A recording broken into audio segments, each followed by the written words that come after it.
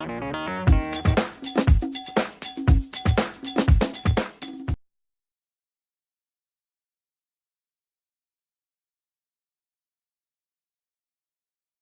our cover story in this week's Financial Mail, we have an annual called Ranking the MBAs. And every year we take a different theme. And this year's theme is about women in business schools and MBAs. Because if one looks internationally, there's a percentage of about 30% of MBA students are women. In South Africa, it's just over a third. So we're slightly ahead of the game.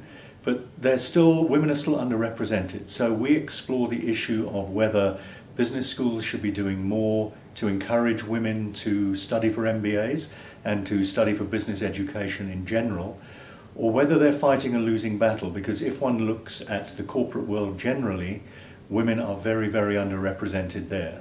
So one of the questions we ask is, should business schools be doing more, or is it impossible for them to do more if women don't believe that there is a future for them in corporate education anyway? So that is the main story, the argument about the women. The secondary story is about MBA policy.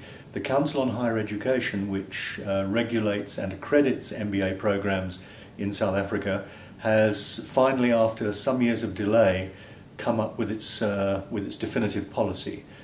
In the past, they weren't sure whether to have a professional or an academic MBA degree.